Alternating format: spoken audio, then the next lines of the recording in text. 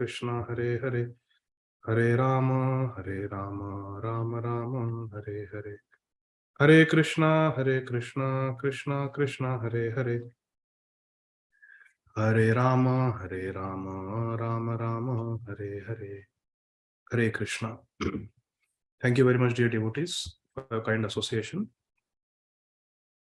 Let us get started with our study of Srīmad Bhāgavatam, Bhakti Vaibhava course with Mangalacharan. Om Ajnana-timirandhasya Jnananjana-shalakaya Chakshurunmilitam Yena Tasmai Shri Gurave Namaha. Namam Vishnupadaya Krishna Paristhaya Bhutale Srimate Bhaktivedanta Swamin Iti Namine. Namaste Saraswate Deve Gauravani Pracharine Nirvishesha Shunyavadi Paschatya Deshatarine. Jai Shri Krishna Chaitanya Prabhu Nityananda Shri Advaita Gadādhara Srivasadi Gaura Bhakta Vrinda. Hare Krishna Krishna Krishna Hare Hare, Hare Rama Rama Rama Hare Hare. Hare Krishna Krishna Krishna Hare Hare, Hare Rama Rama Rama Hare Hare. Om Namo Bhagavate Vasudevaya. Uddama Bhava Pishuna Malavalguhasa Vredavalokannihato Madano Piyasam Sammuya Chapamajahat Pramadottamasta Yasyendriyam Vimathitum Kuhakairna Shekuhu.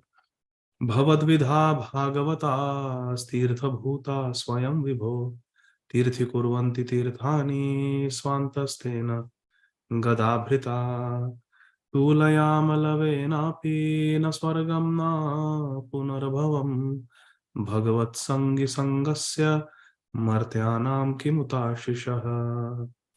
Tiraskrita Vipralabdha Shapta Kshipta Hatapi Nasya Tat Pratikurvanti Tadbhakta Prabhavopihi. Punascha Bhuyad Bhagavadanante Rati Prasangascha Tadashrayeshu. Mahatsuyamyam Upayami Shrishtim Maitrastu Sarvatra Namo Dvijebhyaha. Hare Krishna Krishna Krishna Hare Hare, Hare Rama Rama Rama Hare Hare. Hare Krishna Krishna Krishna Hare Hare, Hare Rama Rama Rama Hare Hare. Hare Krishna Krishna Krishna Hare Hare, Hare Rama Rama Rama Hare Hare. Hare Krishna, dear devotees. We are reading from Grantharaj Srimad Bhagavatam, Canto 1, Chapter 18, entitled Maharaj Parikshit Cursed by a Brahman Boy. And we are going to read today from verse number 45 onwards.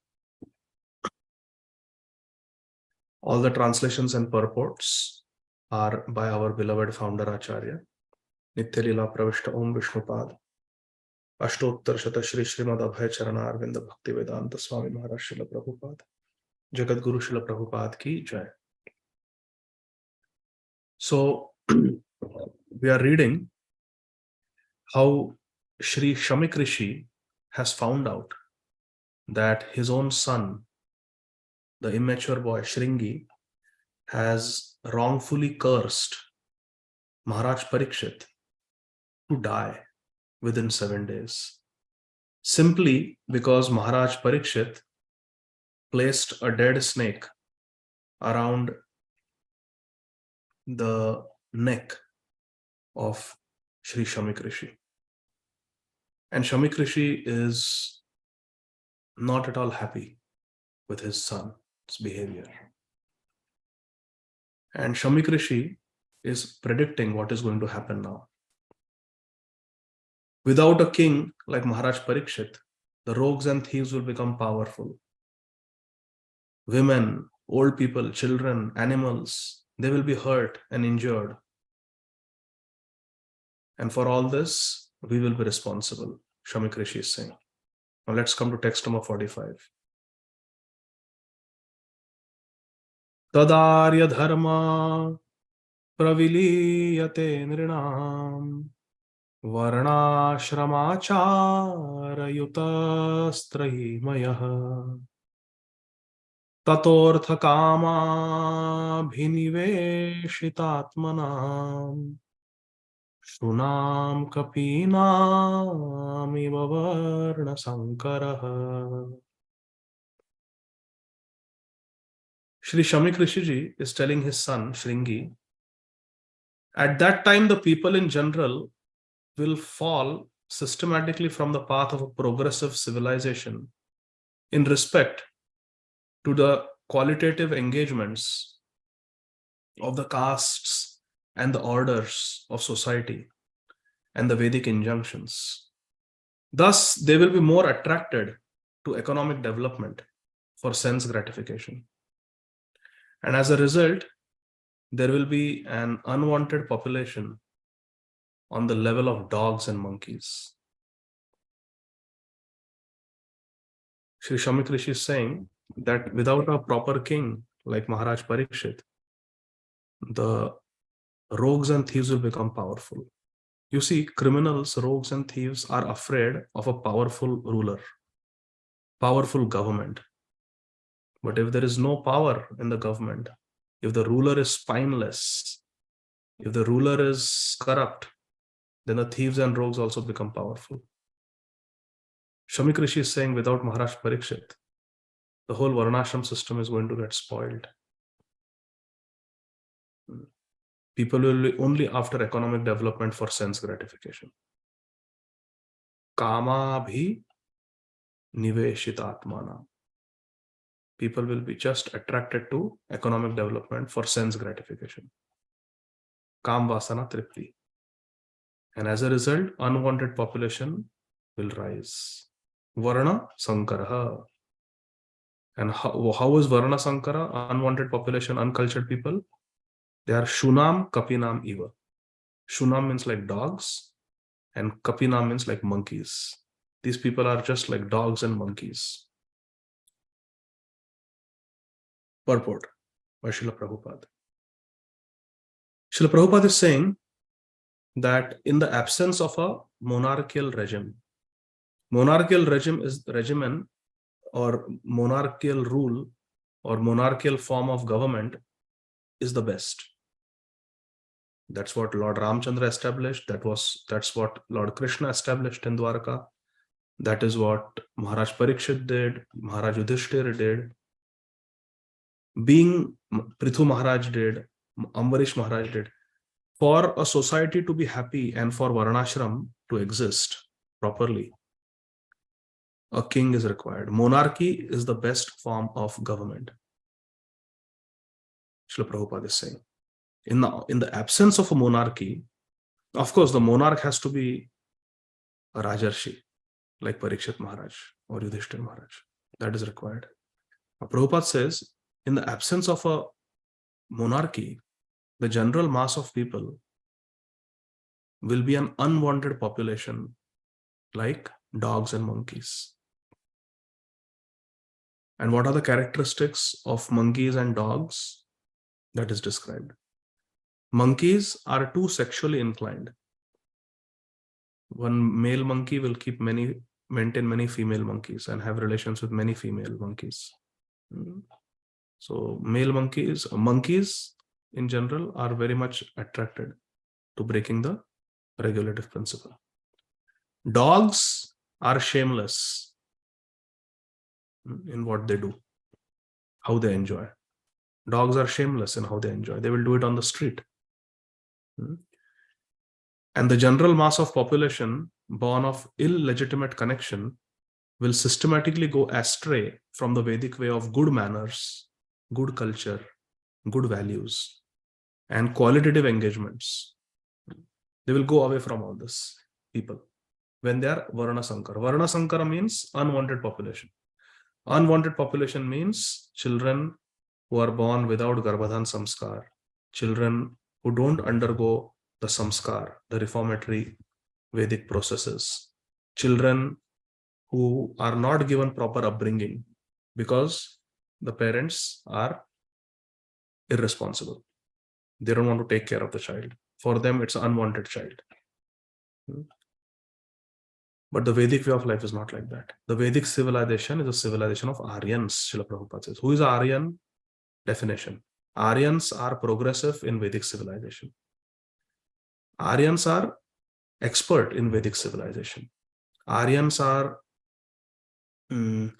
followers of the spiritual culture, Vedic spiritual culture. And what is that culture? Vedic civilization, it is very clear. The destination is to go back home, back to Godhead. The principle of Vedic culture is not to remain in this material world. No. Vedic culture is so designed, Varnashram is so designed that systematically a person gets facility to go to the spiritual world, Vaikuntha. So that is very important. The Vedic way of life does not allow any man to be like monkeys and dogs. Again, what are the qualities? Dogs are shameless in sense gratification, and monkeys are addicted to sense gratification. So there are two things. One is to be addicted and attached to sense gratification, and the other thing is to engage in sense gratification, but in a very shameless way. Like what people do in public, in pubs and discos. When I was a student in medical school, what people do on Marine Drive, young boys and girls, or what they do in the malls. Publicly, they don't behave properly. This is very uncultured behavior. All these advertisements and hoardings on the roads or on television with men and women not properly behaving, not properly dressed. In movies, cinemas, men and women breaking the 4 regulative principles on screen. All this creates very bad samskars on people who watch. But Vedic way of life is not like that. The Vedic way of life does not allow any man to be like monkey and dogs. Monkey means too much attached to sense gratification, indulging in sense gratification. And dogs means to do it in a very shameless, uncultured way. So both aspects are important. A degraded civilization of sense gratification and economic development is the byproduct of a godless or kingless government, non-monarchy government. How is that government? It is a government of the people, by the people, and for the people. This is democracy. The people should not, therefore, begrudge the poor administrations they themselves elect. This is very important. Prabhupada is saying, we should not complain about the poor government because we ourselves have elected and created it.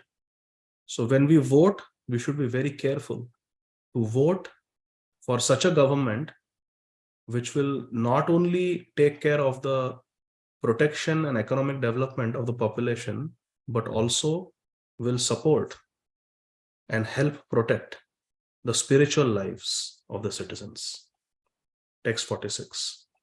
Sri Shamik Rishi is instructing his son, Shringi. Dharmapalo narapatihi satu samrat brihat shravaha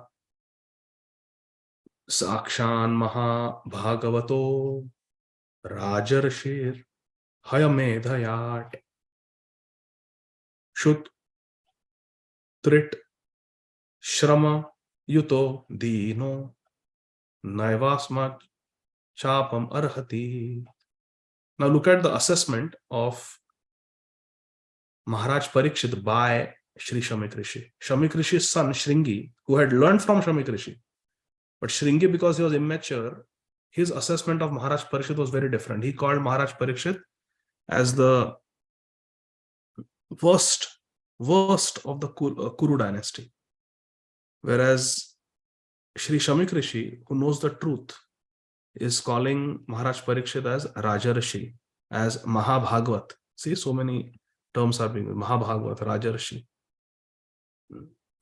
So let's read the translation. The Emperor Maharaj Parikshit is a pious king. He is highly celebrated and is a first-class devotee of the Supreme Personality of Godhead, Krishna. And, oh, where are we?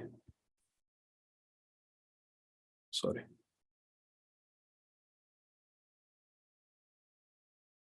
He is a first-class devotee of Krishna.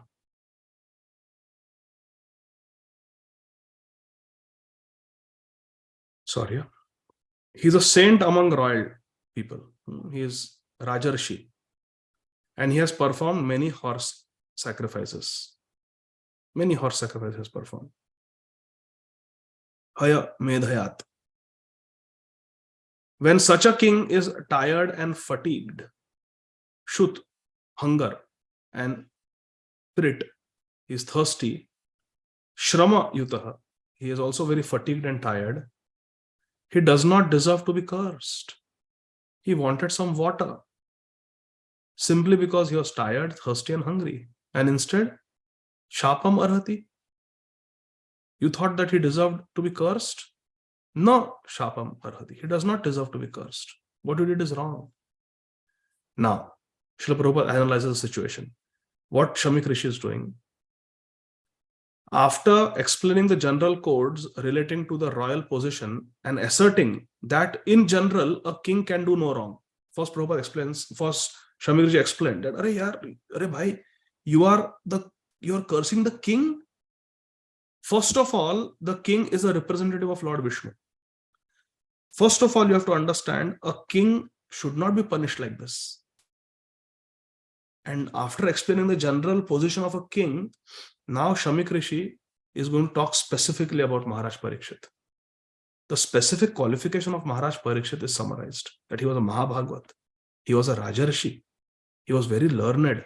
He had performed many horse sacrifices. For who? For whose benefit? For the benefit of the citizens, the Praja. The king was the most celebrated ruler. And he was ruling based on religious principles. All the qualities of Kshatriya mentioned in Bhagavad Gita were present in Maharaj Parikshit. He was so resourceful. He never was afraid of facing the enemy face to face. He gave protection to the Brahmanas, to the cows. Such a great king he was. And above all, he was also a great devotee of Lord Krishna.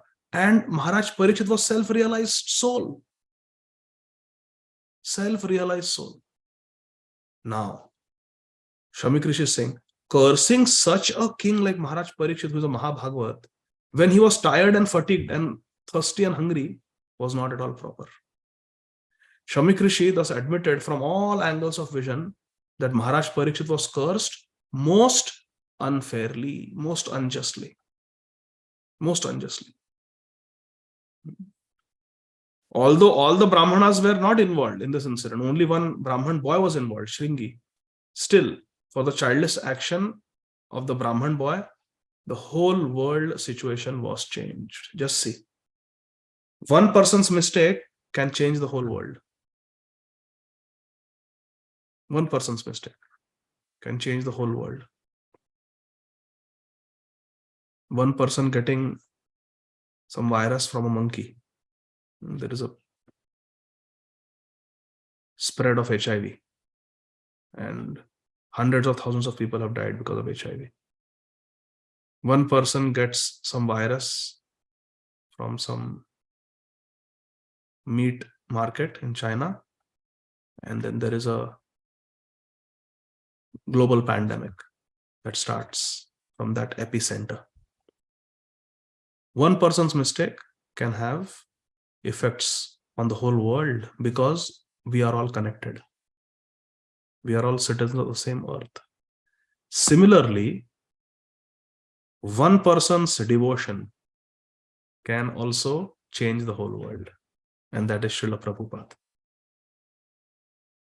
Both are there. So we have to be part of the solution. not part of the problem. And thus, Shri Shamik Rishi, who is a Brahman, took responsibility for all the deterioration of the good order of the world. Everything was going well under Maharaj Parikshit, but his son just spoiled everything, unfortunately. Apapeshu swabhrityeshu balena pakva buddhina papam kritam tad bhagavan sarvatma shantum arhati. Then Shri Shamik Rishi prayed to Bhagavan, Krishna, all pervading personality of Godhead. For what? To pardon his immature boy who had apakva buddhi, immature intelligence. And he had done papakritam, a great sin he had committed, balena, the child. And what was the prayer? Shantum arhati. Shantum. Shamasva. Please forgive him. Please forgive the child. Shamik Rishi prayed like that. He prayed. Then Shamik Rishi prayed to Krishna to pardon his immature boy who had no intelligence, apakva buddhi, and who committed a great sin, papam kritam. What sin? Cursing a person who was completely free from all sins. Someone who was apapeshu. Someone who was apapeshu, free from sins, was cursed. And someone who was subordinate and who deserved to be protected. A king should be protected by the blessings of a Brahman. But instead of blessing the king, this Brahman boy cursed the king. So this was very wrong. Shamik Rishi is giving his verdict.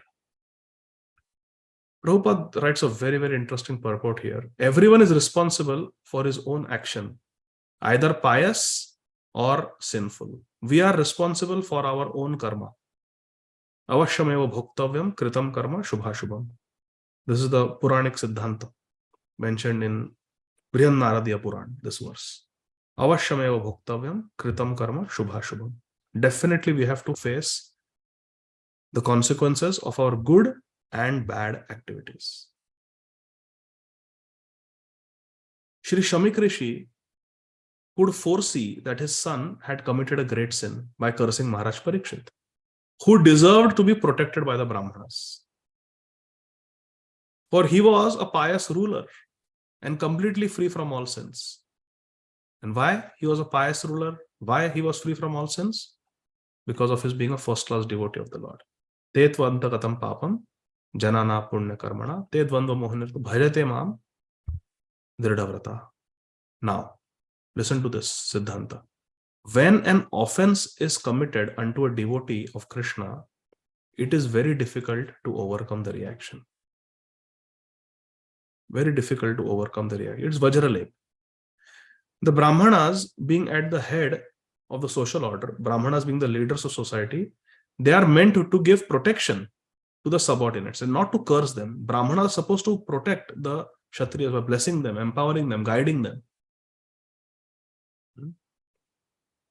There are occasions when a Brahman may furiously curse a subordinate Kshatriya or Vaishya. But in the case of Maharaj Parikshit, there was no reason to do that. Example, when the Brahmanas cursed a Kshatriya is Maharaj Vena, because he was completely atheistic. An Arya he was. But there was no reason to curse a great Rajarshi like Maharaj Parikshit. Therefore, Prabhupada says the foolish boy Shringi had done the cursing out of sheer vanity. He wanted to show his power.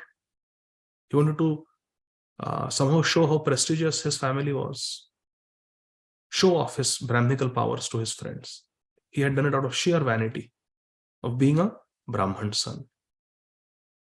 And thus, he became liable to be punished by the laws of Krishna. Krishna never forgives a person who condemns his pure devotee. Satam Ninda. Therefore, by cursing a king, The foolish Shringi had committed not only a sin, but also the greatest offense.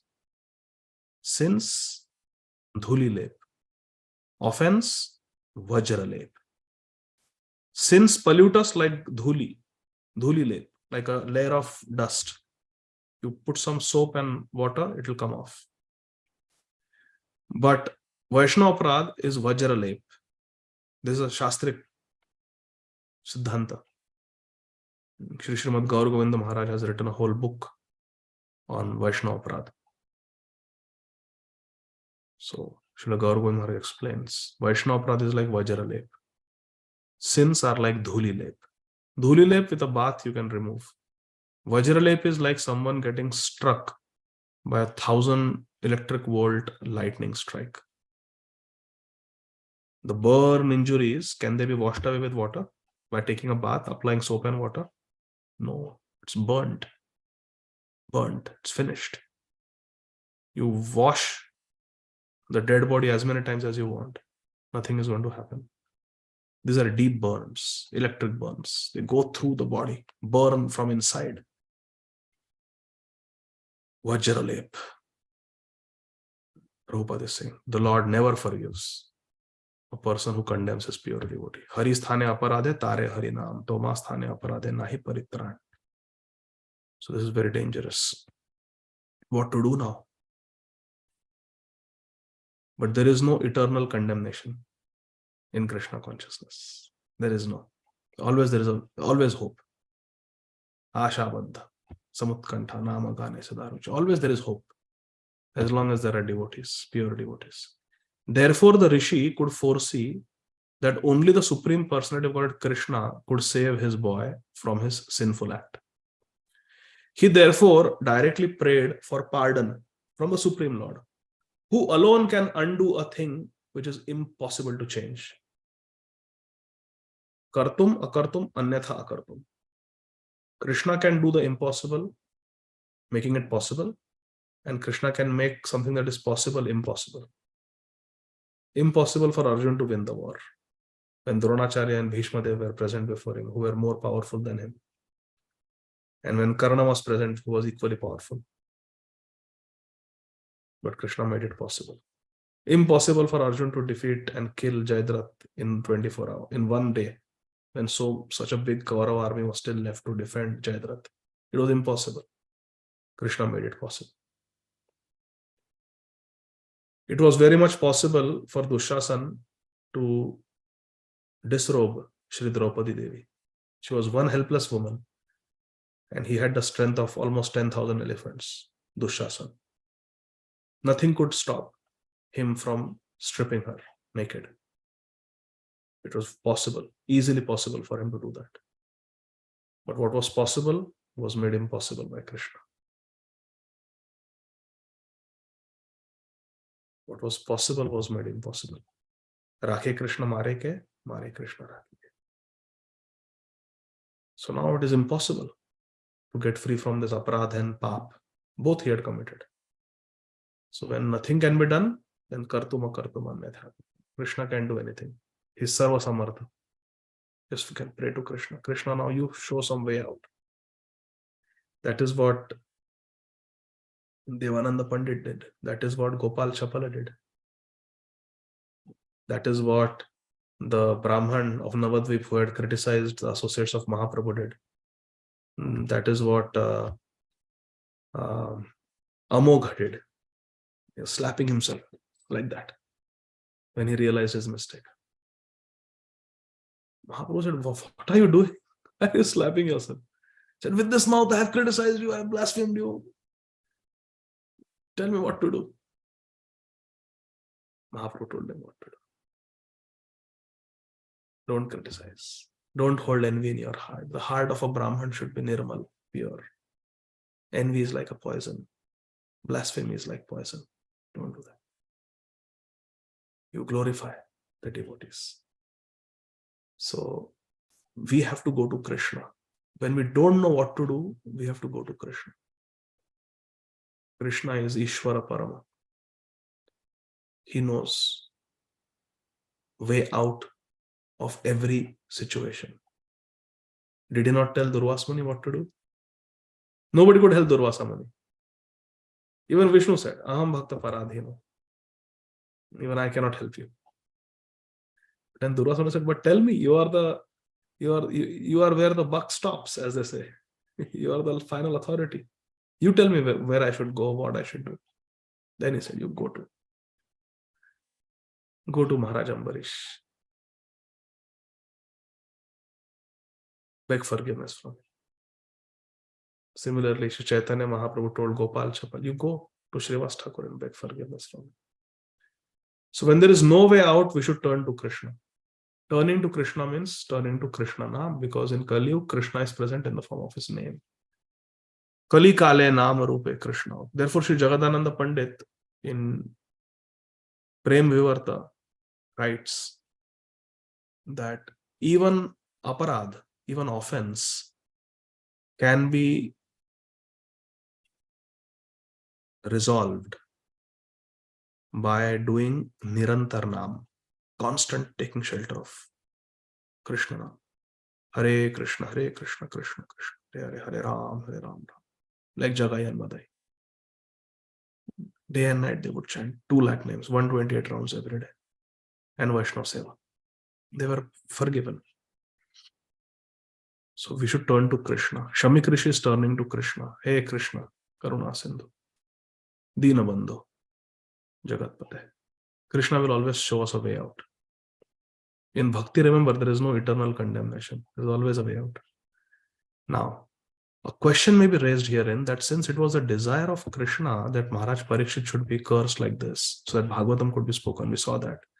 Then why was the Brahman's son made responsible for the offensive act? Srila Prabhupada answers. The answer is that the offensive act was performed by a child, Shringi, so that he could be easily excused.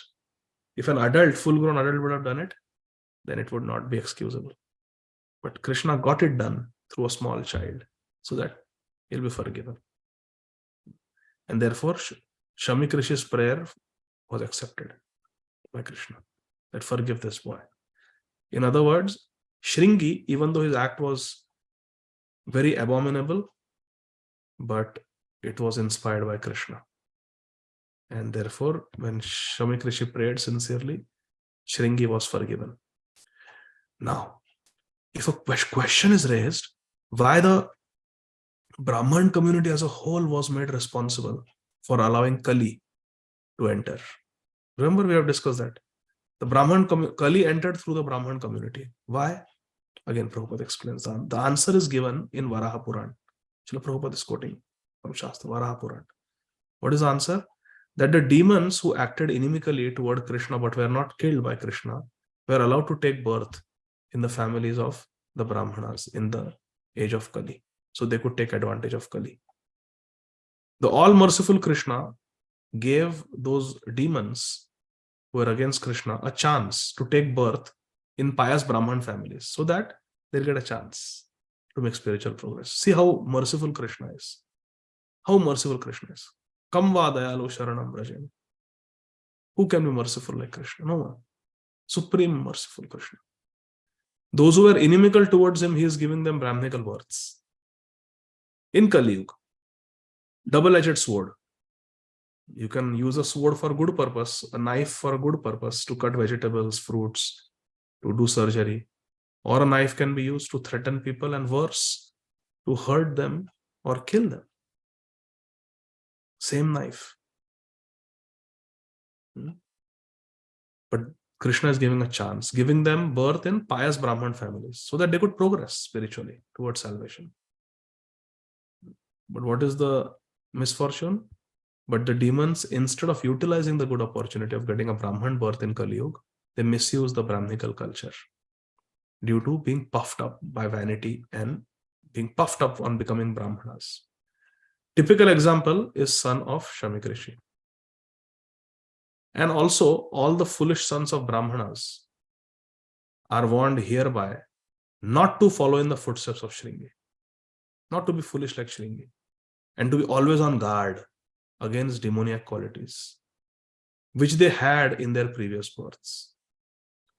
In the Ajamil Hari Katha, Srila Radha Govindadas Goswami Maharaj says that people who like to give bad words, जो गाली देते हैं, people who speak rudely, people who like to pick fights, people who don't respect their parents, they are coming from Narak Log. They were previously in the hellish planets, or they were born in demoniac families. They are used to being beaten, they are used to being cursed at, they are used to being yelled at. So those samskars are there in the mind. And when they come in the human species, then those traits carry on. They use bad words, gandhi gandhi gaali dete hai. They cuss. Every sentence, comma, full stop, they will use bad words. So that just shows that they had a low birth previously. Now there are some people, they naturally don't utter bad words. They respect their parents, elders. They respect their teachers. They are honest in their dealings. They are peaceful. They speak softly. One should know that they are coming from a pious background. Either they were pious people in their previous life or they were demigods. They were living in the heavenly planets. स्वर्ग से आए हैं कर्म भूमि में, या नरक से आए हैं कर्म भूमि में. ये एक व्यक्ति के लक्षणों को देखकर पता लगता है where they are coming from. Immediate samskars. Typical example is son of Shringi. And everybody is advised not to be foolish like Shringi. The foolish boy was, of course, excused by Krishna. This is important Siddhanta. The foolish boy was excused by Krishna. But others who may not have a father like Shamik Rishi will be put into great difficulty if they misuse the advantages obtained by birth in a Brahman family. So I hope this Siddhanta is very clear that Shringi was forgiven because he was part of Krishna's plan. Prabhupada opens the purport like that. A question may be raised that since the desire of Krishna that Parishad, why Brahman was responsible, son was responsible, like that. So the answer is, Prabhupada himself gives that it was Krishna's arrangement, so he was forgiven, and Krishna specifically was a small child to do it, so that he'll be easily forgiven. An adult has more discriminatory power, and adult is held more responsible for his or her acts. Text 48. Tiraskrita vipralabdha shaptaha kshipta hata api nasya tat pratikurvanti tad bhaktaha prabhavopihi. Shamik Rishi is saying to his son Shringi, he's actually addressing the Supreme Lord, because remember he's praying to Krishna for forgiveness. So this is Shamik Rishi addressing Krishna. He's saying, Krishna, your devotees are so forbearing that even though they are defamed, tiraskrita, उनका तिरस्कार किया, cheated, vipralabdha, shapta, they are cursed, like Parishit Maharaj has been cursed to die. Shipta, they are neglected, disturbed by negligence. Hata, or they are killed. Even, api. Na asya, for all these activities, never do they pratikurvanti. Never do they retaliate, counteract. No. Krishna's devotees are so powerful. Power is not in torturing others. Power is not in beating others up. Power is not in punishing others. Power is not in controlling others. Power is in controlling one's anger. Power is in controlling one's mind. Mana vegam, krodha vegam, upastha vegam, jivha vegam, vacho vegam, udar vegam. One who can tolerate vishayata dhira, that person is powerful. One who can do tapasya, that person is powerful. And tapasya means to follow the four regulative principles. One who can tolerate the temptations, one who can tolerate the urge from the senses, that person is powerful. That requires power. Power doesn't mean going to the gym and having big biceps. That is just physical power. Real power comes from following the regulative principles. Tapo divyam, putrakayena sattvam shuddhe. So Shamik Rishi is saying to Krishna, Krishna, please forgive. Please forgive my son. Oh, your devotees are so great. They never retaliate. Shamik Rishi knew that Krishna does not forgive a person who has committed an offense towards a devotee. Vaishnava Aparadh. Krishna can only give direction to take shelter of the devotee. Like Lord Krishna told Durvasmuni, go and take shelter of Ambarish Maharaj. He thought within himself that if Maharaj Parikshit would counter curse the boy, he might be saved. Please listen, this is absolute ecstatic madness what is going on here. Shamik Rishi is thinking how my son Shringi can be forgiven. One way is let Maharaj Parikshit counter curse. Then it will neutralize.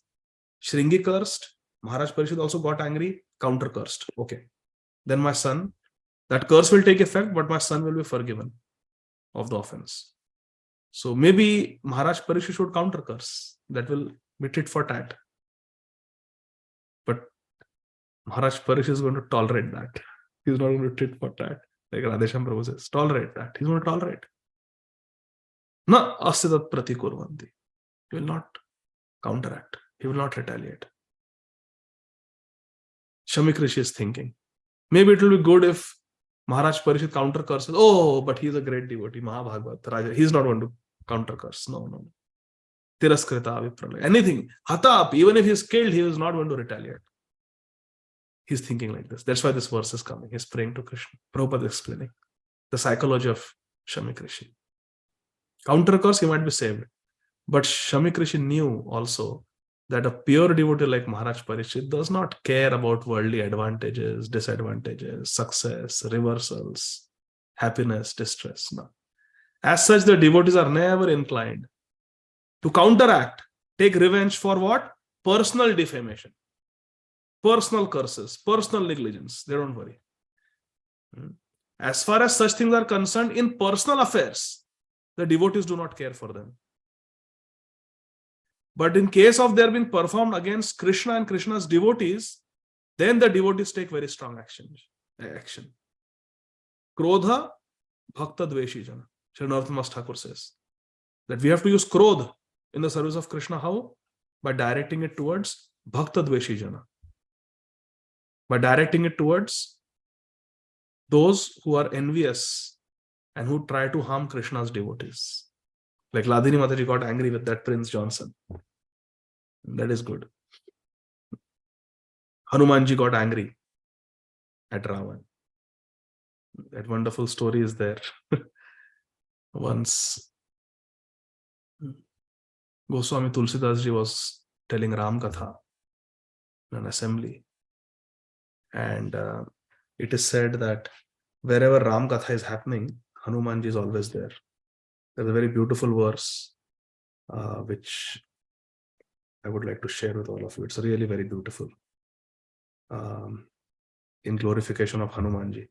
Yatra yatra raghunatha kirtanam tatra tatra krita mastakaanjalim bhashpavari paripurna lochanam marutim namata rakshasantakam. It's a very beautiful verse. Yatra yatra raghunatha kirtanam. Wherever there is Ram Katha going on, tatra tatra krita mastakaanjalim. There, with folded hands, bowed head like this. Bhashpavari paripurna lochanam. With his eyes filled with bhashpavari, hot tears. Not little bit, 1 or 2 tears. Paripurna lochanam. His eyes are filled with hot tears. In such bhav, feeling separation from Lord Ramchandra. Hanumanji is listening to Ram Katha. Marutim is there. The son of wind god. Maruti is there. Maruti Namata. Offer my obeisances to Hanumanji, who is always there, very sincerely, eagerly, with tears of separation in his eyes. He is hearing Ram Katha. Yatra yatra raghunatha kirtanam tatra tatra kritamastakanjalim bhashpavari paripurna lochanam marutim namata rakshasantakam. Maruti Hanumanji, who is a Rakshasantakam, who kills all the demons, he is present in every Ram Katha. So when Goswami Tulsidas ji was speaking Ram Katha once, Hanumanji is always there. In some form, he's sitting, visible, invisible. And Sundarkand was being narrated by Goswami Tulsidas ji. I have heard this story from a very great sadhu. Hanumanji was there, always there, listening to Ram Katha. Yatra yatra Raghunatha Kirtanam. He was there, listening. And Sundarkand was being narrated by Goswami Tulsidas ji. Goswami Tulsidas ji said that when Hanumanji came to Ashok Vatika, he saw Shri Sita Devi. Oh, tomorrow is the appearance day of Srimati Sita Devi, the eternal beloved consort of Lord Ramachandra. Sita ji was sitting. Goswami Tulsidas ji is describing in Ramcharitmanas and speaking in his Hari Katha that Sita Devi is sitting in Ashok Vatika, favorite garden of, favorite Udyan of Ravan. And right in front of Sita ji, there is a small flower garden within Ashok Vatika where there are beautiful white flowers. Beautiful white flowers. And Hanumanji gets very disturbed when he hears this. He doesn't interrupt the Katha because that is the Maryada, Katha Maryada. You cannot interrupt the Hari Katha. But afterward, after the Hari Katha, he goes to Goswami Tulsidas ji and says, you described those flowers as white flowers. Actually, Goswami ji, I was there. I was the one in Sundarkand who went to Lanka, and I was the one who discovered Sita ji. Actually, those flowers were red, not white. Just small correction. After the class, those flowers were red. But how can Samadhi Bhasha be wrong? Goswami Tulsidas ji was not physically present there, but in his Samadhi he saw and he wrote. This is not some guesswork. The Shastra is not guesswork. It is what is coming in the mind of a pure devotee. The Leela is playing in the mind of a pure devotee. So Goswami says, but when I meditated, I really saw there were beautiful white flowers. Hanuman said, no, Baba, I was there. They were red flowers. Okay, how to resolve this? So Hanuman says, let's go and ask Sita ji. She was there for 10 months looking at those flowers. Let's ask Sita ji. So Hanumanji, Goswami Tulsidas ji go to Sita ji. And they ask Sita ji that you remember in Ashok Vatika under that Ashoka tree you were sitting for so many months. Across from you there was a small little flower garden with many flowers blossoming. What was the color of the flowers? Do you remember? Sita ji said, how can I forget? I used to keep staring at those flowers. Surrounded by the Rakshasis, I would keep staring at those flowers. Yes. So Goswamiji and Hanumanji asked, so were they red or were they white? Sitaji said, no, they were neither red nor white. They were blue. They were blue. Oh, now the confusion is even more. How to resolve it now? Sitaji is saying they were blue. Hanumanji says the flowers were red. Goswamiji in his Samadhi Bhasha, he saw that they were pure white. So Sitaji says, see, Lord Ramachandra was not there physically present, but he is the Supreme Lord. He knows everything. So this controversy can be resolved by Lord Ramachandra. So let's go to Prabhu, Shri Ram. So all three of them, Sitaji, Hanumanji and Goswamiji, they go to Lord Ramachandra. And Sitaji asks Lord Ramachandra that, hey Prabhu, can you please tell us what was the color of the flowers in the Ashok Vatika, the flowers that were right in front of me, under the tree where I was kept by Ravan? What was the color of those flowers? I remember them as bluish in color. Hanumanji says, I saw them red. And Goswamiji says, I have written they were white because I saw them in my Samadhi as white. So can you please tell us what was the color of those flowers? Can you resolve this controversy? Prabhu Shri Ramachandra, he smiles and he says the color of those flowers was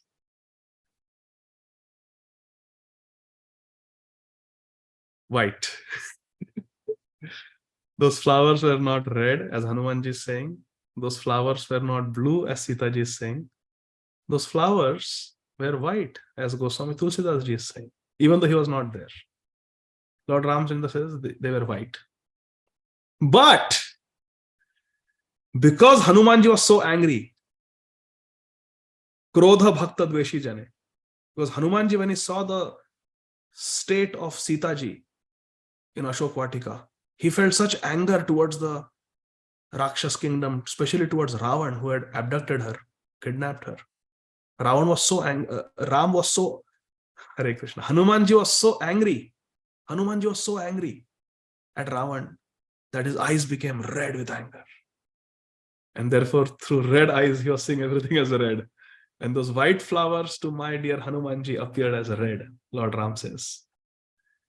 Neelam Buddha Shamala Komalangam. Sitapati. Ram, Sitapati Ram is Neelam Buddha Shamala Komalangam. His soft skin has the complexion of his Ghansham, Lord Ramachandra. In some kalpa, he comes with the greenish Durva grass complexion. In some kalpas, he comes as Ghansham. So, bluish complexion. So, Lord Ramchandra says, and Sita ji was feeling such separation from me. She was thinking of me with such devotion and love that Sita ji, everywhere she was seeing me. In every leaf, every tree, everywhere she was seeing only me. So those flowers appeared to her my complexion, blue. So Sita ji saw those flowers as blue because she was thinking of me. Ravan was angry for the ill treatment given to Sita ji. So he saw those flowers red with anger. And Goswami ji saw them as it is, white. Because he's narrating the story. So Lord Ramchandra said, all three of you are correct. Sita ji is also right, Hanuman ji is also right, and Goswami ji also is right. All three are correct. So two siddhantas here, I'm telling. One is that sometimes there will be difference of opinion between devotees, and we cannot just take one angle of vision and fight and take sides. Srila Vrindavan Das Thakur in Chaitanya Bhagavat says we should not take sides when two great devotees are having a difference of opinion. We should respect both. We should respect both. And so like we were discussing the other day, Jiva Goswami and Srila Bhaktivinoda Thakur. Jiva Goswami and Srila Bhaktivinoda Thakur, they give two different perspectives, that the swarup of the Jiva is inherent. And the other perspective is that it is given by the Sadhu Guru. And then there is one devotee, he wrote an article, how both are wrong. Says both are wrong. And then one Acharya says that both are right and explains how both are right. So that is our mood, to harmonize the Acharya Vani. Because different perspectives may be there of looking at that same flower. One is seeing white, one is seeing red, one is seeing blue, and all are correct. That is one Siddhanta, that great devotees, there is no contradiction. Once when Srila Prabhupada was asked a question, how sometimes there can be difference of opinion between or contradiction between the Mahajans, Prabhupada immediately interrupted the question. Prabhupada said, among the Mahajans, there is no contradiction. Prabhupada very strongly said, among the Mahajans, there is no contradiction. This happened in New York when a scholar who was studying in Harvard University, Eastern religion, he asked this question to Srila Prabhupada. He was not a devotee. He asked this question, from a very academic standpoint. Prabhupada interrupted the question, said, among the Mahajans, there is no contradiction. End of discussion. There is no contradiction. So that is one. The second thing is that the point was that Krodha Bhakta Dveshi Jane. Krodha can be employed in towards those who are troubling the devotees. Like Hanumanji did. His eyes were red hot, the anger. So like that. That was the point I was trying to make. Sorry, long story. But Shami Krishi, Maharaj Parit, counter curse, but he knew he will not counter curse. So now what to do? As far as such things are concerned in personal affairs, devotees do not care. If personally a devotee is criticized, like His Holiness Srila Gopal Krishna Goswami Maharaj tells in Prabhupada Memories, in Canada, Srila Prabhupada was criticized by the same Indian fellow who had organized Prabhupada's lecture in a church. He openly criticized Srila Prabhupada. But because it was a personal criticism, Srila Prabhupada did not take it very seriously, or he asked Srila Gopal Krishna Goswami Maharaj next day that please call that man, why he's not attending our programs, please call him back. So that Srila Gopal Krishna Maharaj says that's when I decided I am going to surrender my life at the lotus feet of Srila Prabhupada. He's so kind, he's so tolerant, so merciful, that even though he was publicly criticized and blasphemed, he doesn't hold any grudge at all. In fact, he wants to give Krishna to that person also who criticized him. So that is the nature of a pure devotee. Personal criticism, they will tolerate. But when it is toward other devotees, then they don't tolerate it. They take very strong action, Prabhupada says. Look here, very strong action. It was a personal affair, and therefore Shamik Rishi knew that King Parishit would not take counteraction. There was no alternative then left than to appeal to Krishna on behalf of the immature boy.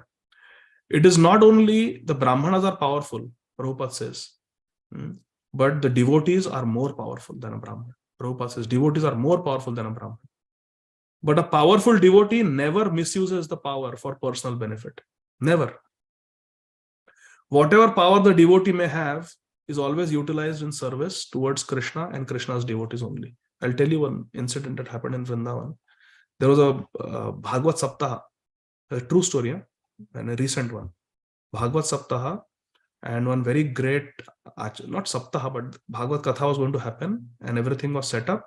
It was going to happen in the open field, like more like a yatra, going there and having Katha. Very, very great Vrajrasik Vaishnava, always lives in Vrindavan. Babaji Maharaj was going to speak, that particular guru. And his very intimate disciple, who is also very much into bhajan, namnisht, dhamnisht, ishthanisht, very, very advanced devotee, young, but very advanced. He was there. And just as they sat down for the katha was going to start, and suddenly clouds came in the sky, and it looked like it is going to 100% rain now. Even like few drops started falling, also drizzling. It's like almost going to rain. And the guru was there, this disciple was there, and others were sitting a little far away. So this disciple, who is Bal Brahmachari, he looked at the clouds and he said, why does it have to rain? Hari Katha is going to happen. So many devotees have come. It should not rain. And within minutes, the sky cleared, the sun started shining, and the rain went away. And some devotees who were sitting, they heard this young devotee say like that. And they saw his prabhav, the power of his just speech. But the guru was very upset. And the guru told him, for 6 months, you will not serve me and you will not come in front of me. He said, what is your problem? If Krishna wants it to rain, it is Krishna's Vrindavan. It is Radharani's Vrindavan. Vrindavaneshwari Radha, Krishna Vrindavaneshwara. They are Vrindavaneshwari and Vrindavaneshwara. What is your problem if it is going to rain? Why should we wish that let it not rain? Or why should we wish let it rain? It is Krishna's land. It is Radharani's abode. Let them do what they want. Whatever they want, we should be sehmat. We should be, let thy will be done. Karishya Vachananta. We should be one with their desire. Why we should put our desire? Krishna, why it is raining? Take away the rain. Why do you want to use the power of your bhajan for such things? And the guru chastised him. So this is a very important thing. A devotee does not show the power of bhajan. Whatever power the devotee has is utilized in the service of Krishna and the devotees. Now, of course, this person I was talking about is a great devotee, and he used it for the service of Hari Katha only. But his guru is teaching him a very important lesson, because with this, ego can come, pride can come. Then next day, some disease comes and the devotee may say, let this disease go away on the basis of the power of bhajan. So that then it can become a very dangerous, slippery slope. So that was the thing. Now, last verse, I think this is not last verse. Okay, 2 more verses. Quickly we'll do. So a pure devotee uses the power only for the service of the devotees and service of Krishna, not for personal aggrandizement. Iti putra kritaghena sonutapto mahamuni swayam viprakrito rajna naivagham tad achintayat. Shamik Rishi thus regretted the sin committed by his own son Shringi. He did not take the insult paid by the king very seriously. Prabhupada gives a brilliant purport. The whole incident is now cleared up. Maharaj Parikshit's garlanding the sage with a dead snake was not at all taken seriously by Shamik Rishi. But Shringi's cursing King Parikshit was a serious offense. Dekho. Shringi thought that what I am doing is justified because a great insult has been committed against my father. But actually it was not a great insult. Shamik Rishi himself did not take it seriously. But he took seriously the activity of his immature son. The serious offense was committed by a foolish child. Therefore, he deserved to be pardoned by Lord because he was a child. Although it was not possible to get free from such a sinful reaction, it is not possible. Tomasthane aparadhe nahi paritran. But because he was a child, he was forgiven. Maharaj Parishit also did not mind the curse offered to him by the foolish Brahman. That we'll see in the next chapter. On the contrary, he took full advantage of the difficult, awkward situation, taking it to be the will of Krishna. And Maharaj Parishit achieved highest perfection of life through the grace of Guru, Sri Shukdev Goswami. Actually, it was the desire of Lord Krishna. And Maharaj Parikshit, Shamik Rishi, and his son Shringi were all nimitta matra. They were all instrumental. This sentence is very important. Prabhupada clears up everything. Actually, it was the desire of Krishna that this should happen. Maharaj Parikshit, Shamik Rishi, and Shringi were all instrumental in fulfilling the desire of Krishna. So none of them were put into difficulty because everything was done by Krishna, Supreme Person. So I hope this was clear. Last verse, verse number 50. That's the end of the chapter. Short verse. Prayashaha sadhavo loke paraerdvandve shujotitaha yojitaha na gathanti na hrishanti yata atma agunashrayaha. Agunashraya, transcendental. Shamik Rishi is saying, generally the transcendentalists, even though engaged by others in the duality of the material world, good, bad, success, failure, happiness, sorrow, they are not distressed. They are not distressed. Nor do they take pleasure in worldly things, na hrishyati, for they are transcendentally engaged. They are transcendentally engaged. Therefore, they are not engaged in the duality of this world. The transcendentalists. Prabhupada writes such a nice purport. Please listen carefully. Very short purport. The transcendentalists are three types. Empirical philosophers means jnanis. They want liberation. Mystics. They follow Ashtanga Yoga and they meditate on the Paramatma. And third is devotees. Prabhupada says empirical philosophers, they want Sayujya Mukti, merging into the absolute. Mystics, they want to perceive the all-pervading super soul, Paramatma. And devotees, very clear, transcendental loving service of Krishna, Supreme Personality of Godhead. Now, because these three, Brahman, Paramatma, and Bhagavan, are three phases, three aspects of the absolute truth, all these transcendentalists, empiric philosophers, Brahman, mystic yogis, Paramatma, and devotees, Bhagavan, they are all beyond the three modes of material nature. All of them. Impersonalists are also beyond the three modes of material. The Brahmavadis, not Mayavadis, Brahmavadis. Material distress and happiness are products of three modes of material nature. Brahma Bhuta Prasannatma, na sochati na kankshati. And therefore, the causes of such material distress and happiness have nothing to do with the transcendentalists. Now listen to this, beautiful. The king was a devotee. Out of the three types of transcendentalists, Maharaj Parishit is a bhakta, devotee. And who was Shamik Rishi? He was not a bhakta actually. Prabhupada clarifies. He was a mystic. He was following the Ashtanga. Therefore, he was sitting in the asana, meditating on the Paramatma. So he was a mystic. But he was a transcendentalist also. Both were transcendentalists. Therefore, both of them were unattached to the accidental incident created by the supreme will of Krishna. The playful child was an instrument in fulfilling Krishna's will. Shringi, playful child, immature child, was an instrument in fulfilling Krishna's will. Thus end the Bhakti on the Purports, first canto, 18th chapter, Srimad Bhāgavatam, entitled Maharaj Parishad, cursed by a Brahman boy. Then we'll continue, Krishna willing, next time. Last chapter of the first canto, chapter 19. And then we'll have the exam. Jagat Guru Srila Prabhupada ki jai, Granthra Srimad Bhagavatam ki jai, Nitai Gaur Premanandi, Hari Hari Bol. Thank you very much. Hare Krishna. Yes, Shamchandra Prabhuji, please go ahead. Then Ajay Govind Prabhu. Hare Krishna Prabhu, Dandat Pranam, Jai Srila Prabhupada. Thank you so much for a wonderful class. So I have one question and one reflection, if you permit. Yes. The question is the last verse that just now you read, in that jnanis are also above the modes of material modes of nature. But if we say that jnana karma anadi vratam, no, anukulena Krishna, no. So it is not coming that verse is the definition of Uttama Bhakti. Therefore, jnana karma. Okay. So that means somebody who is not in pure devotion can still be above the modes of nature, material modes of nature. Yes. Okay.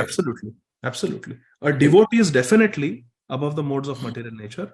But even someone who is Brahmavadi, who is just honestly, he wants to merge in the Brahmajyoti, wants Sayujya Mukti, that person also is beyond the modes of material nature. Otherwise, how they can achieve Brahman? Brahman is liberation. Liberation means beyond the modes of material nature. But it doesn't come under pure devotion. Huh? But it doesn't come under pure devotion, right? It doesn't come under pure devotion.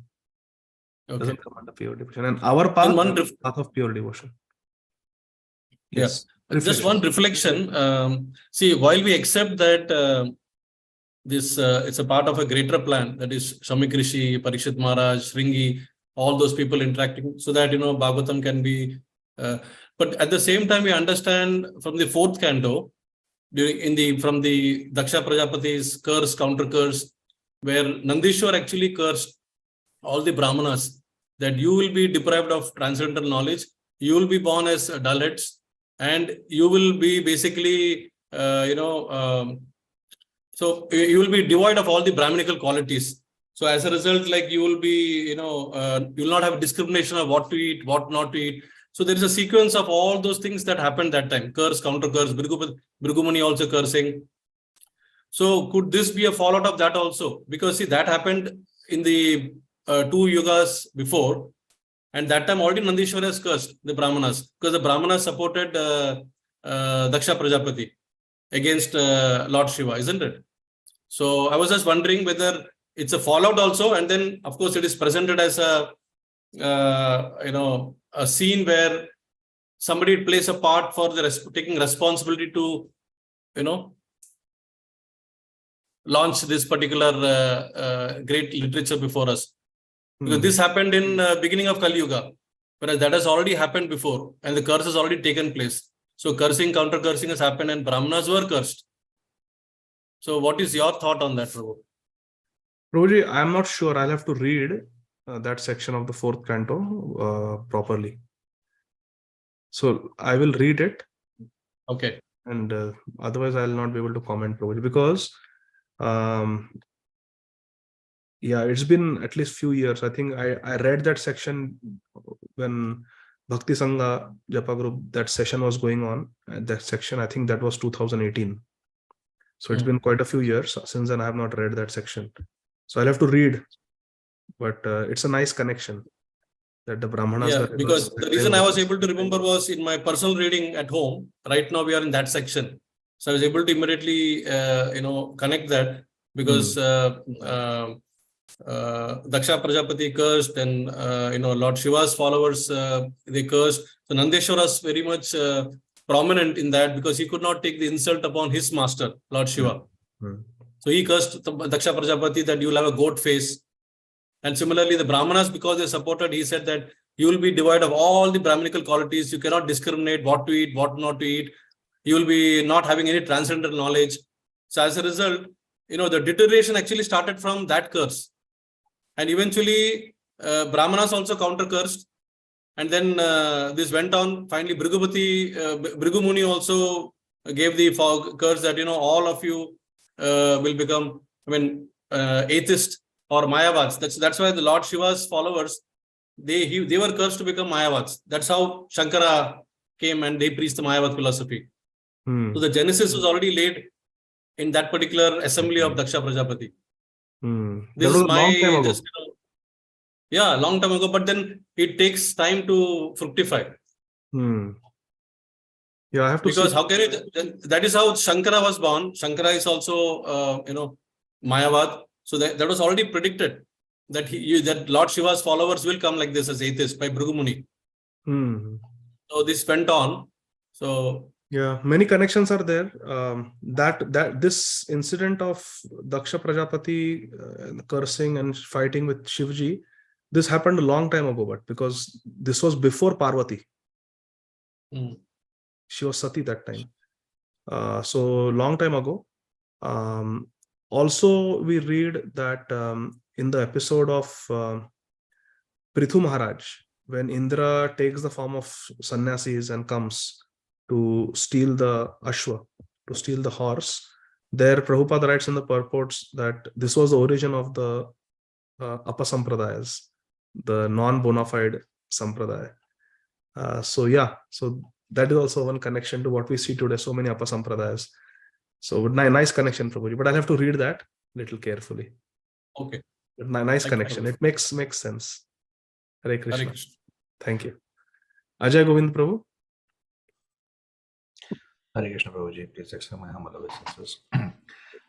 Prabhuji, this question was in regards to cursing and blaspheming the devotees. There was a slight mention of that we should not blaspheme the devotees. I have a personal question that I have a tendency, because we are interacting with devotees as many various fronts, and it is my natural tendency to see and talk about that, okay, this should have been done that way, or could have been done this way, or this thing was not favorable to me. And this is either in my mind or discussed with my family sometimes, but not actually going back and talking to anybody else outside. But within the family, sometimes it may happen or has happened. How do we deal with this? Before that, how do we take this situation? Is it, certainly I believe it's not right thing, but especially if there are kids or if somebody is distressed with some behavior, it's good to talk about it and take it off your mind, because it's an education also. If somebody is thinking incorrectly, we can correct them or make them more tolerant. But how should we deal with this? Do you want to comment something on that, or is it out of context? Hare Krishna. Anything that affects you is not out of context. If it is relevant to you, then it is relevant to us. Prabhuji, I'll tell you something. Please listen to this from here with your heart. There is a devotee called Namras Prabhu in New York. He has a podcast where Namras Prabhu invites some devotees and he interviews them. So some months ago, there was a podcast with His Holiness Kadambakananda Swami Maharaj. Yes, almost 2 hours podcast. So I was listening. I actually have never heard a single podcast, but because it was Srila Kadambakananda Swami Maharaj and the diagnosis had just come out, I wanted to hear everything about how Srila Kadambakananda Swami Maharaj is planning how to deal with this stage 4 colon cancer. So I heard that podcast. That's the only podcast I heard. In that podcast, Namras Prabhu asks Srila Kadambakananda Swami Maharaj, I don't remember exact words of His Grace Namras Prabhu, but he asked, what are some of the things that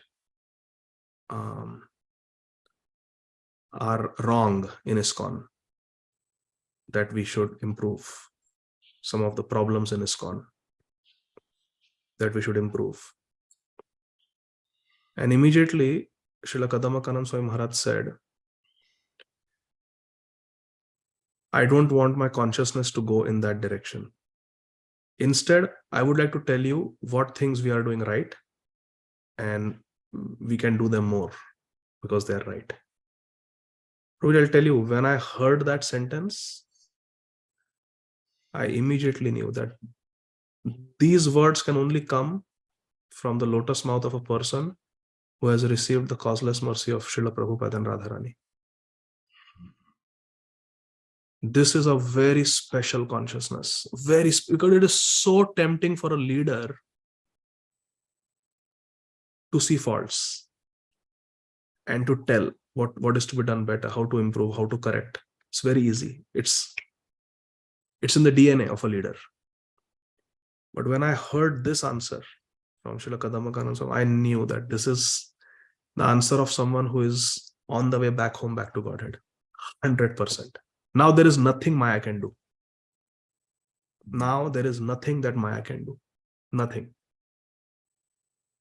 Back home, back to Godhead. What are some of the things we are doing wrong that we need to improve, Maharaj? I don't want my consciousness to go in that direction. Instead, I will talk about the things that we are doing right in Srila Prabhupada's ISKCON, and we should do more. Prabhu, this is the badhiya consciousness, very safe consciousness. So my suggestion would be that we all have to be very careful. Even I find myself on that slippery slope because so many things, opinions are asked, and we have to organize. When we organize, we have to discriminate and tell what is right, what is wrong. But it should be done very carefully. And we should speak about it only to people who are decision makers, who are key players in the scheme of things, especially not in front of youngsters, because their bhakti lata is very tender. Ours is also very tender. But as we have to be very careful, Prabhuji, because young minds are more attracted on those lines. When they hear all these things, so we should avoid. Let them taste the nectar of Krishna consciousness. I always like to tell, when I got my second initiation, my Guru Maharaj, Srila Radhana Swami Maharaj, gave me only 2 instructions. He said, spread the sweetness of Krishna consciousness and don't criticize anyone. So 2-3 sessions ago, in one class, I was talking about Dakshina, traveling preachers, and Amarendra Prabhu chastised me so heavily that night. And I made that video private. Amarendra Prabhu told me that Guru Maharaj has told you, spread the sweetness of Krishna. Do you think you are spreading sweetness? Because when you are saying, you are thinking about those devotees. The audience don't. I said, "Maine naam nahi liya kisi ka." Naam nahi liya. But Amarendra Prabhu said, you didn't name them, but you were telling so many examples. So you were thinking in your heart about those devotees. You know who those devotees are. So your heart is polluted now. Your heart is poisoned. So I felt so grateful to have a spiritual superior like Amarendra Prabhu. So I kaan pakad liye ki abhi nahi. That was a very big mistake I did. Because usse fir aham ka poshan hota hai ki I am better. I have a right to see faults in others and correct them. So one has to, I would say we have to be very careful, Prabhuji. I find myself very often in that position. So let us focus on the sweetness of Krishna consciousness. Yes, as organizers of different things, we have to do different things, but we should do them very carefully, very cautiously, in the relevant setting, and better to speak feedback to the person involved instead of speaking to someone else. That is my thought, Prabhuji. Sorry, I don't know if that was helpful. No, that's Hare a Krishna. very nice example in sharing, Prabhuji. Thank you so much for that. My question was a little different on a personal front, where I'm not giving any feedback to anyone. So it was more of like pacifying the family members if something has happened, or pacifying myself if something has happened to me. Somebody is talking or somebody has done something which I do not like personally. I'm just talking to my family to relieve my mind out and not to have carried forward. Or I have a young child also, at home, so he's also interacting with devotees now, and if he comes back to me saying something, oh, this is not something happening, so how do I take that as well? Not going from a management perspective or getting involved in giving anybody the feedback. So if we are talking, okay, this thing has happened, and I just tell my child, okay, he has done wrong, he's not right, but you don't follow those things. So in a way, I'm talking about that person that he has not done wrong, and I'm categorizing or criticizing in a way, which I'm not going to tell to anyone. I'm not giving the feedback to that person, but I'm trying to bring the calm down, the anger or agitation which is coming in. So it's not a good thing, I know, but no, Prabhuji. So this is different. This is not Vaishnava Path, Prabhuji, because here you are trying to clear the air because someone has had some experience which is disturbing. It's like a thorn in the heart. You are trying to remove the thorn. So you are trying to analyze the situation for them, and it is important to talk also about these things in a family, because if we don't talk these things in the family, where will we talk? Where will we get a resolution? So to resolve, it is okay to talk, but our aim always should be to resolve. okay. Resolve, to pacify, to soothe the heart. Like if Shringi would have come to Shamik Rishi and told कि पापा आपके गले में ऐसा dead snake डाल दिया, मुझे बहुत अच्छा नहीं लगा है, this is a very bad insult, then Shamik Rishi could have said, चलो बेटा कर्स करते हैं. Or Shamik Rishi can say that, no, it's not such a serious thing. Don't worry. He was hungry, thirsty, tired. Actually, I failed in my duty as Atithi, as a host, Yajman. So when we discuss these things, it can be pacified.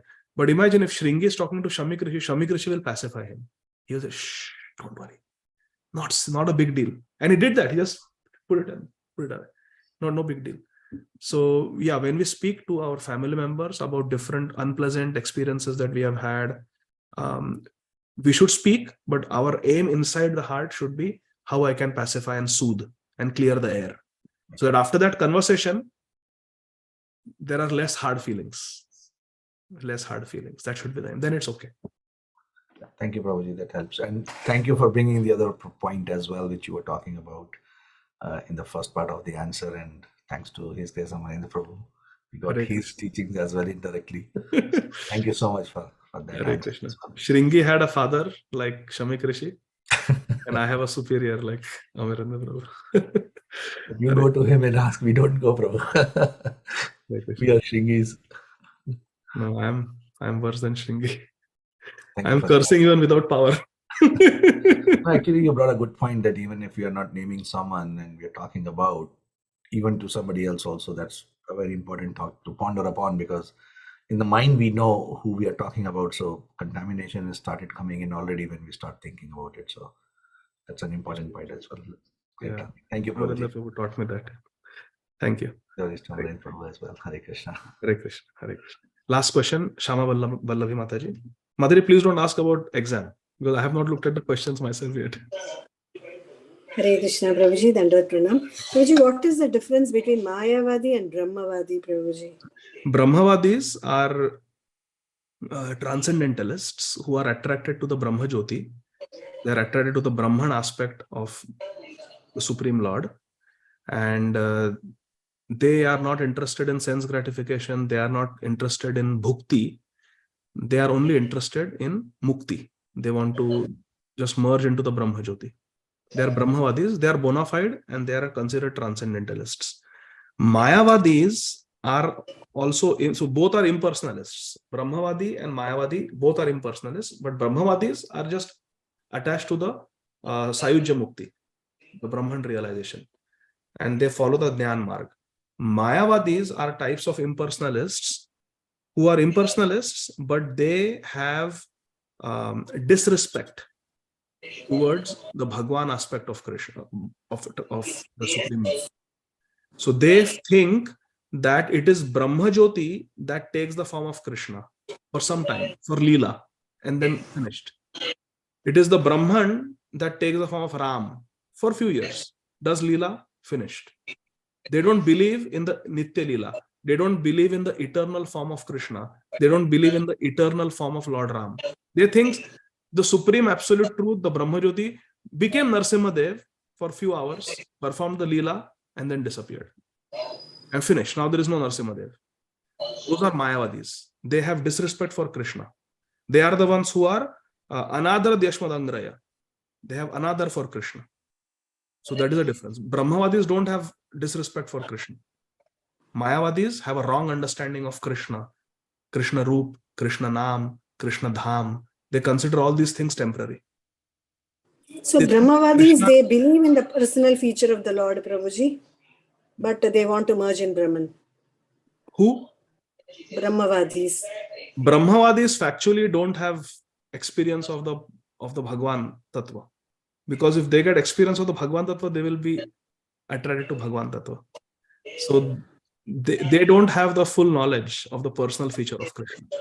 And the example is the Chatush Kumar and Shukdev Goswami. They were Brahmavadis. But as soon as they heard Barha Pidam Matavarvapuhu or Aho Bhakriyam Sthana Kalakutam, they immediately gave up their Brahman realization and they came to Bhagwan realization. Shukdev Goswami and the Shaunak Ādi Kumar brothers. So Brahmavadis don't have knowledge about the Bhagwan Tattva as such. But if they get exposed to Krishna's merciful nature, Krishna's qualities, Krishna's Leela, then they will become Bhaktas also. Okay. Is that clear, Thank you. Mataji? Thank you, Prabhuji. Hare Krishna. Hare Krishna. Okay, so Shama Kishori Mataji, last question. Hare Krishna, Prabhuji, Dandat Pranam. Thank you very much for the wonderful class, like always. So, Prabhuji, in this verse 48, it said that the devotees are never inclined to avenge themselves, but we have also discussed this point in previous classes, that there could be situations like physical abuse, etc., where, you know, we should not take it and we should take some action. So is this like practically not meant for us, or is this just some lofty ideal that we should aspire for someday when we become pure devotees? Hare Krishna. A woman, a child, an old person should always be protected. That is the law. That is what Krishna wants. That is how Krishna has designed the human society. They should always be protected. So when there was insult to Draupadi Devi, Krishna took it upon himself to make sure that the war was fought. Even though Arjun didn't want to fight now, Krishna said, no, you have to fight. That Dushasan and Duryodhan cannot be allowed to get away scot-free. So when there is abuse, when there is ill treatment, especially of a woman, a child, elderly person, or anybody for that matter, anybody who is being unnecessarily victimized, ill-treated, abused, it should be taken up and it should be, the culprit should be brought to justice. Justice has to be served. Punishment should be there for abuse. That is dharma. But as far as a devotee is concerned, who is going through that, it depends on the sthiti. It depends on the devotee. Haridas Thakur, extreme example where he says, "Khanda khanda hai deh jaye." That is one situation. There is Vasudev Datta there's Vasudev who is picking up maggots, worms from his wounds and putting them back, saying ki, this body belongs to me, but this body belongs to you also. I'm not going to keep this body selfish. Body belongs to Krishna. I am living in it, but you're also living. Come, you also live. We'll share. Like that. So how can we do that? Putting worms back in our wounds. We take antibiotic, we undergo surgery, debridement to get rid of those worms. So really, like you said, it depends on the situation of that devotee, sthiti, the level of advancement of the devotee. But it is something that we someday want to aspire. And again, brings us back to His Holiness Kadama Kanand Swami Maharaj, brings us to Srila Prabhupada. So many examples, Ladini Mataji, so many examples are there. That personally, when they were suffering, they just took it. They did not take heroic steps to save themselves. But when with Prabhupada in the last days, Prabhupada was really in a very physically debilitated situation. And they were taking Prabhupada on the chair, on the terrace, so he can get some sunlight. As the young boys, one British devotee was there. He did like this while carrying Prabhupada. Prabhupada said, what happened?